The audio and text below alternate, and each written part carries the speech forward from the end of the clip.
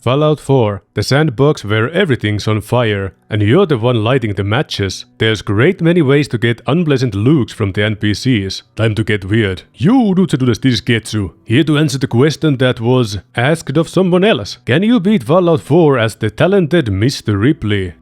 The idea of this challenge is to assume the gear of anyone I take out, dropping whatever gear I had on hand on the ground. However, if I'm up against a group, I don't have to play dress up for every enemy. Ain't nobody got time for that. Understand the rules? No? Don't worry, I'll walk you through it later. Like every morning, I was disappointed by what stared back from the mirror. Too relatable? I know. I look like I catch bricks with my face for a living, and my fogged brain reflects that. Codsworth was looking as pretty as ever, and the character's seat rang the doorbell. Can you get that? After a long, hard think, an intense 5 minutes, almost, I decided to become a walk-in, talking, punching meat suit. And in a plot twist no one saw coming, Codsworth can actually say the name of Ripley's, believe it or not. Mr. Ripley?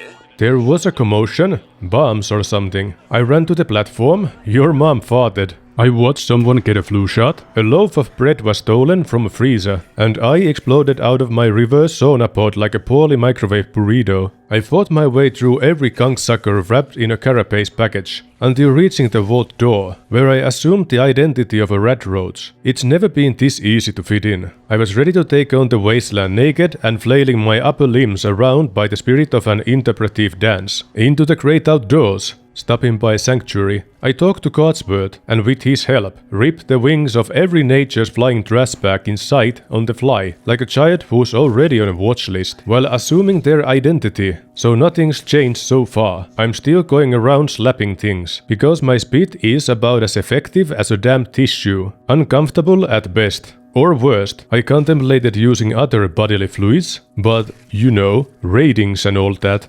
Then I remembered the magic book back home, and I put another point in endurance. Before reaching Red Rocket Truck Shop, I came across 2 corpses on the ground and decided to assume the identity of one of them. Just hiding the evidence. I'm a doggy now. The dog had a tire iron with him. I sent dog meat to Sanctuary so Codsworth can dog sit him, looted some stuff, played whack-a-mole rat. And you know what they say, if you can beat them, join them, or something. Then I donated some blood to the buzzing pokers. In Concord, Preston watched in horror from the balcony when a psychotic streaker, wearing nothing but confidence, charged head first into the gun-toting, stinky rejects, spanked them into Elder Scrolls 4 and assumed one of their identities. Inside the Museum of Freedom, after getting stuck at a familiar spot, I powered my way through the rest of the tutorial raiders, switching my getup between groups, turning the joint into one-man post-apocalyptic cosplay convention, and I was killing it. Emerging on the other end, I faced the headache that is the convo with Preston. Didn't feel like dealing with his mouth today, so I skipped most of the conversation, and the real game begins. Next up was the new batch of press tank raiders outside. Ignoring the awkward social obligations, I lured the Deathclaw out of its dank lair, switched my outfit, and gloated as Yoshi used the raiders as a stress ball, until it was my turn. After feeding him a bullet buffet and slapping his snout, he eventually tuckered out. I didn't assume its identity, because animals don't have them, and I was just joking earlier. But imagine if I could. Anyway, I reloaded a save and did it again. Why? Because Preston doesn't get to go home and say he killed a Deathclaw. Preston, the eternal opportunist. Ask for an arm after receiving a hand. There, Preston. It's gonna be alright. You shut up. Okay, I'm done with this. Then I plotted a course for Diamond City. On the way, I wanted to try climbing up in society.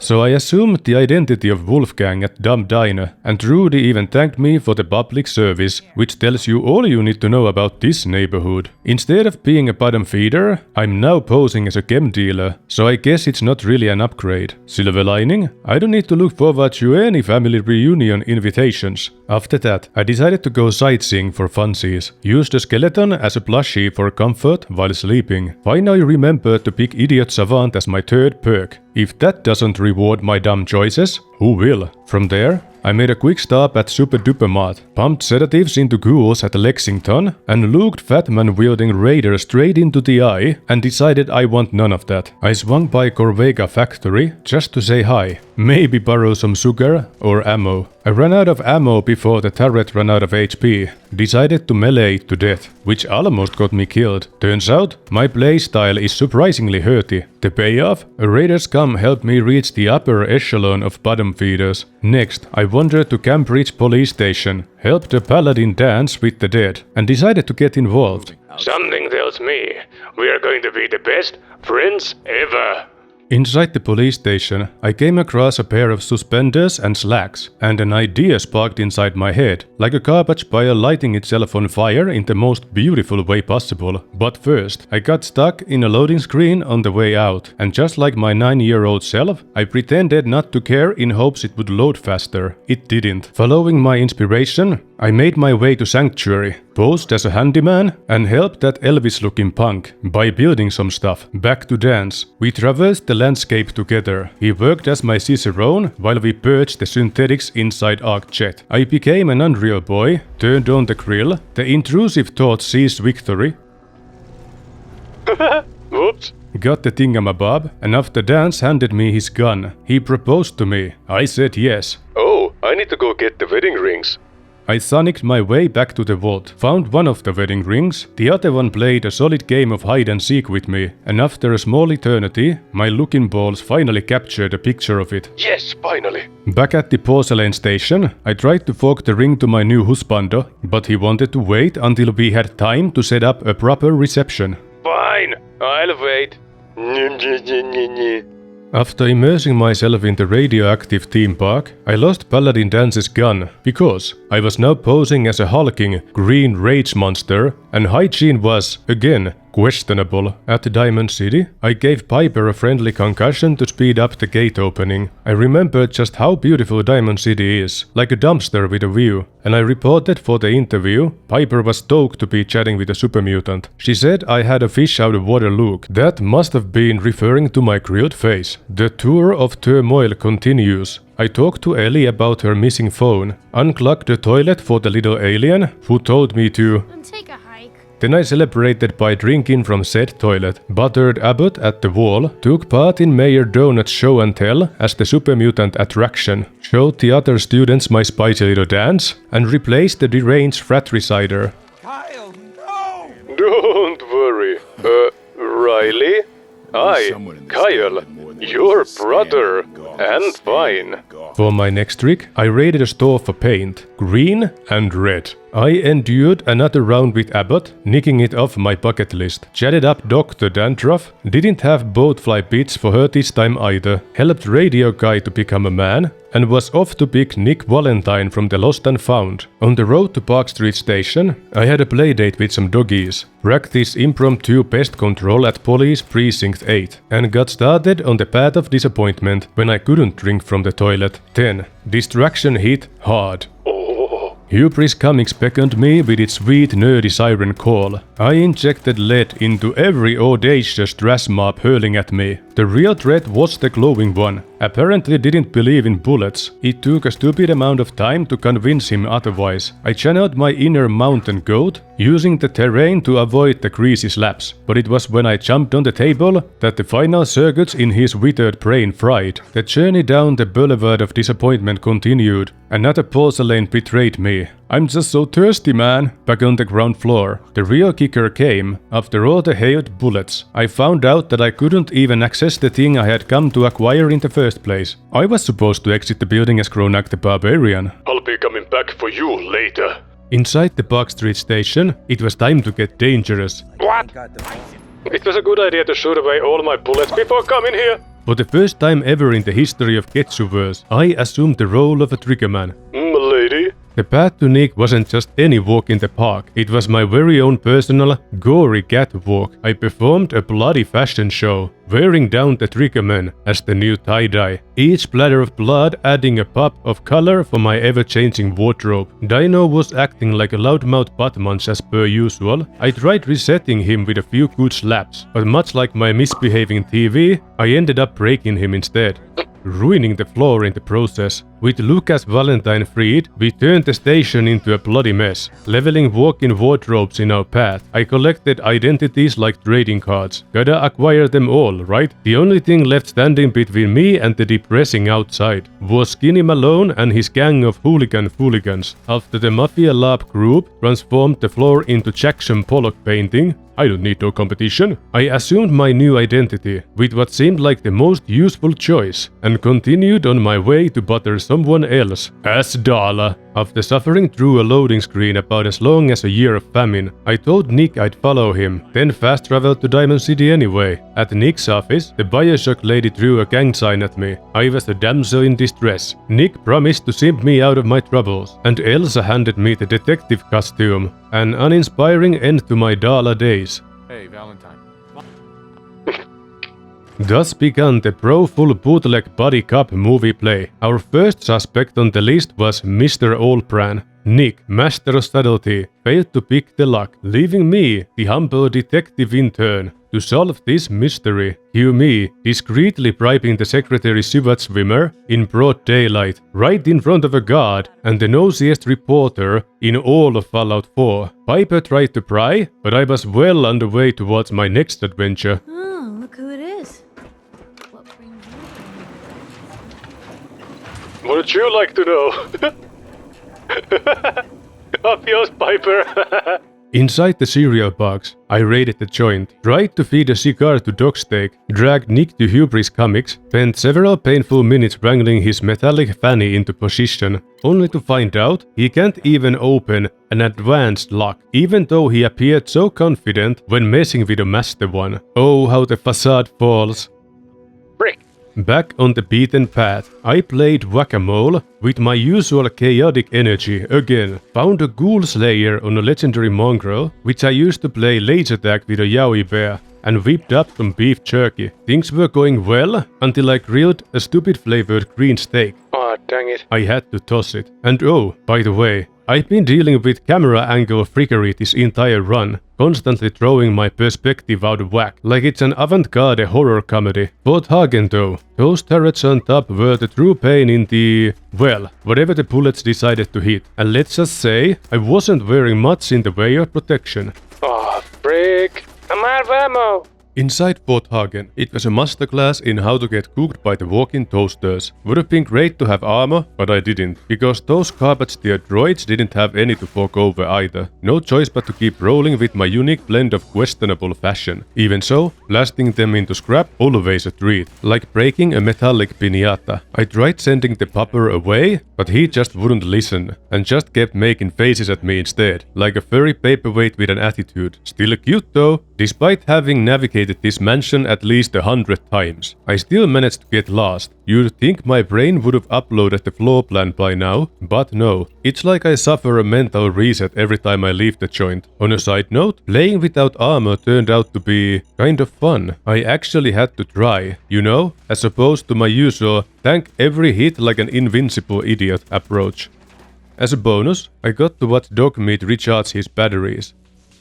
When I finally kicked down Kellogg's door, he looked genuinely shocked to see a chemmed-up synth barging in. I responded to that confusion by turning his head's relationship with his body into a long-distance one.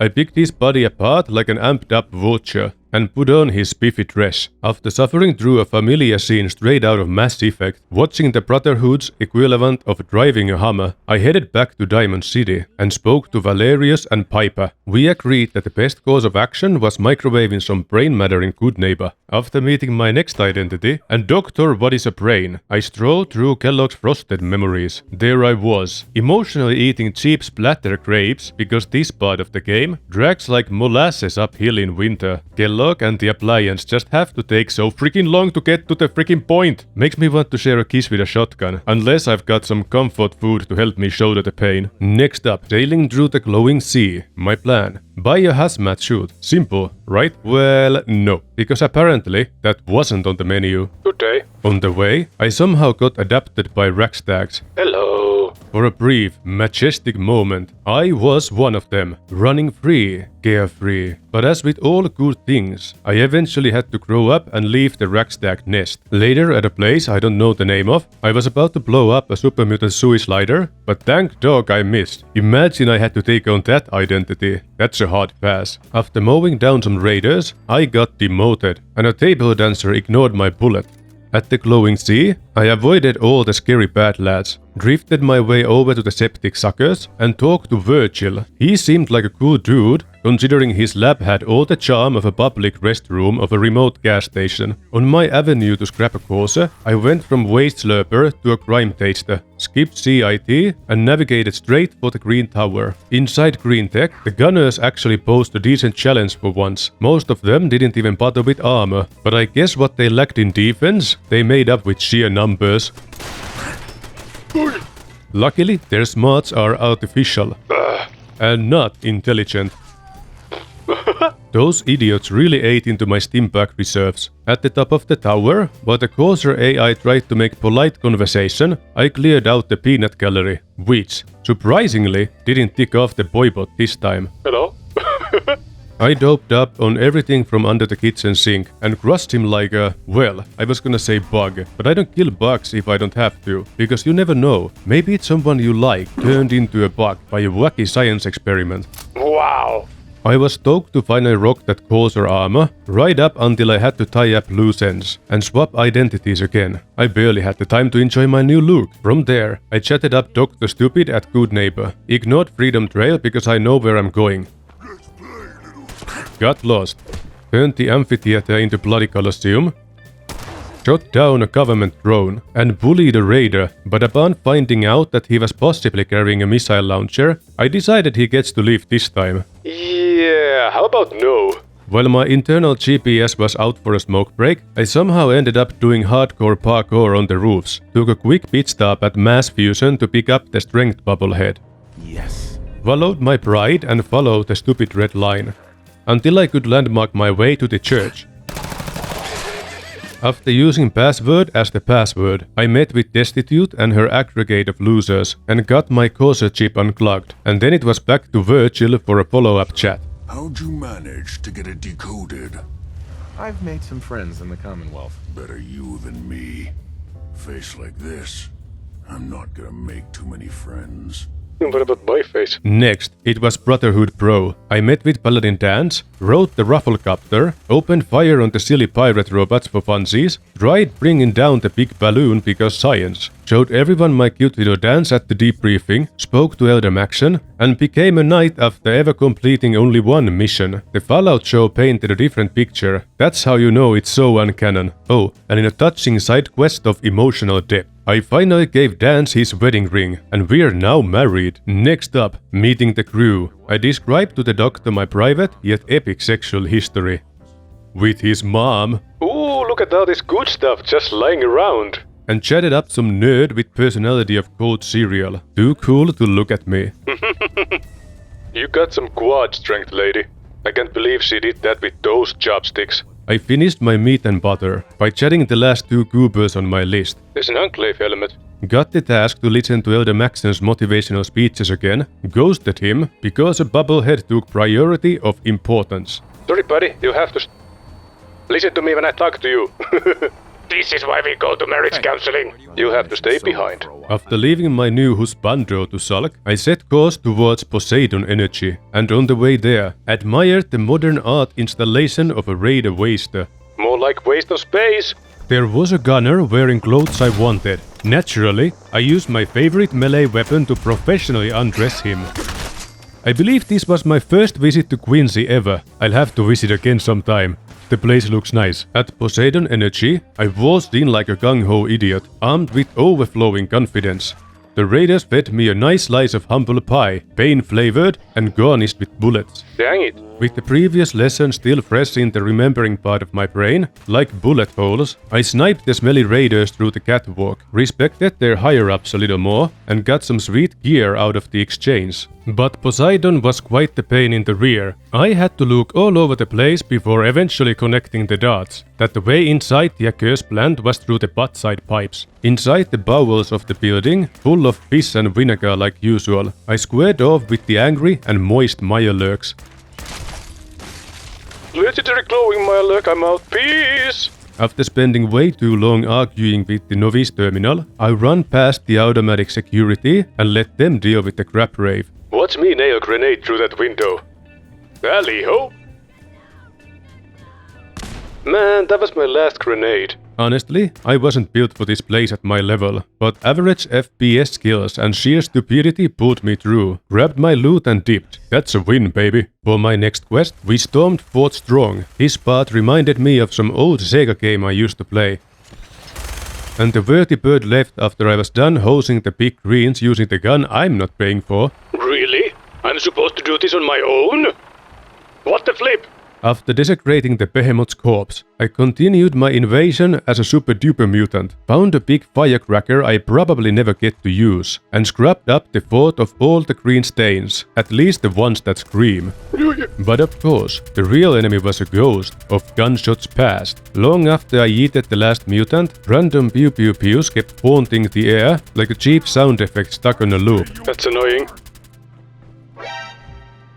Oh! I almost shot you, you super mutant-sized idiot. My trusty walk-in fridge really gave me a spook. Back at the bird win, his bossiness gave me his royal degree, and I discovered you can use these blue sticks to push him around.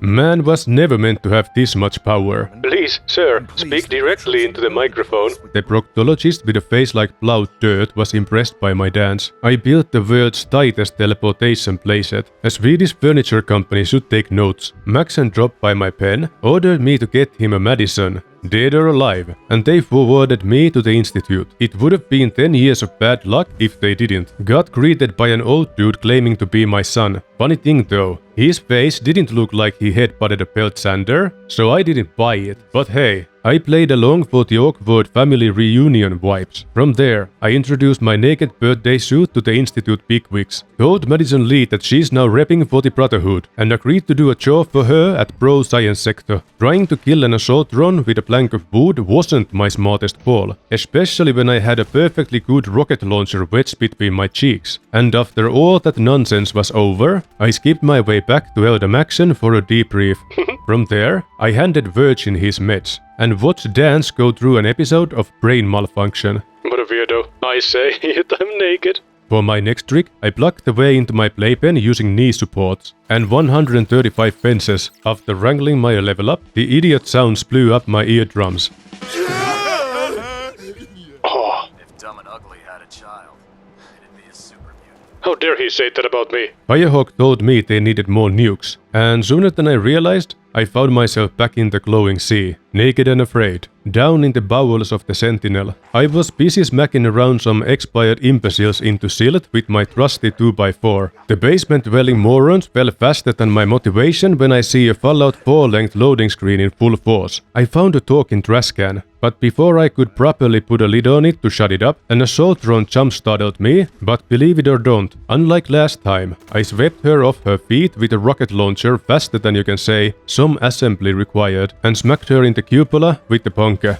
A glowing one elevated in. I worked hard in verifying the effectiveness of bullets against the unbeliever. It was a heated debate. I installed a fresh radio on the forklift, and just like that, the nukes were secured. Back at my playpen, I constructed a snug sleeping nuke for myself. I'm very proud of it. Checking on Virgil, I found him devolved back from Shrek. He told me to help myself to anything I want in his lair. Didn't need a second invitation. Nothing was left behind. Elder Maxon told me that my hobby dance is not real. Scribe Halen broke rank and gave me my first assignment, before telling me where my man is hiding. She really didn't read the room. On my way to the toy soldier, I traded clothes with some raiders, observed a state-of-the-art floating box, and shot high-velocity Nerf bullets at a Protectron. Finally, I found my husbando, standing there in all his Sinti glory. Turns out, he's a walking toaster. Does that change anything? Not a chance. I still love him. Whether firm flesh or firmware. No robo. I'm the dance now. Mac and Cheese was overjoyed to learn I successfully plucked a problem torn off his backside. It's always nice to be appreciated, even if it's by a guy who's one bad haircut away from looking like a knockoff 80s action villain. Had a chat with the captain on the deck below. He spit sweet music to my ears. The railroad's gotta go. It was time to yeet those choo-choo chumps. Once more, I marched right back to the old church and gave the place a makeover.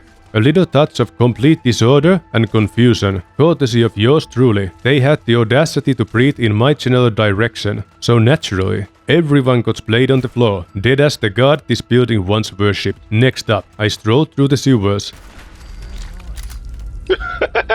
thrusted open a door, and made my way to Pam. I let my traumies out on her. She didn't fight back and died for the sins of her kin. Oh. The tossports outside prevented me from fast traveling. My give a crap meter topped out. I burnished their faces with lead for this transgression. With another successful outing completed, I reported back to Britwin and went on a little date with Ingram. Inside the mass fusion, I took the elevator down. It was a chill ride, like usual. Some parkour involved. At the bottom of the tower, despite being a walk-in pharmacy, I still asked Ingram for more chems. I dashed inside the radiation-filled room for the drilling my insides in the process. The security dropped by for a good time. Ingram played bait, while I was out of my mind on every chem imaginable. We mopped up the place no problem. After escaping mass fusion and a loading screen of Longinus, I flew back to the airport and let Liberty Prime drag me to the end game. It was my first time taking the Iron Giant for a walk. Quite boring if I'm being honest. When he turned around with that nuke in hand, my heart stopped for a moment. I used the Prime's drill beam to manscape, almost losing my... in the process. Inside the pothole of wonders, I was about to wash my salad in a toilet bowl, because I find it more pleasant than listening to this oath. But as we know, Fallout 4 lacks a working grapper, so I unwillingly defaulted to the latter. And the end began. Me and my bro shot at everything that moved with concise effort, turning the joint into Propocalypse, a fine footnote in the Proverse. I collected all the slag I could get my hands on, and covered the old dude with it. Hey son, I came back with the cigarettes. I did my best in playing stuff on my son. Well, I'm bored now. Bye, son. Leaving the garbage pile behind as father, I struggled my way to the oven and put the lasagna in. Back at the teleportation room, a child droid appeared spewing lies about being my son. All right, Ingram. I want to go with you. Fire it up. Wait a second. You haven't even talked to the kid. You're not just gonna leave him here, are you? I told the pint-sized little poop stain to rust here in peace. I hate you. Done. All right, Ingram. Fire it up. Hang on. You're telling me you leave that kid here to die? He's your son. Na na na na na na. The Institute and their Bye, son. must be around. Heck yeah. And I beat Fallout 4 as talented Mr. Ripley. That's it for this time, folks. Do the engagement things to help me out. Tell me in the comments what I could have done better, or if you have other challenges/games for me to play. Thanks for watching, see you next time, take care now, bye bye then.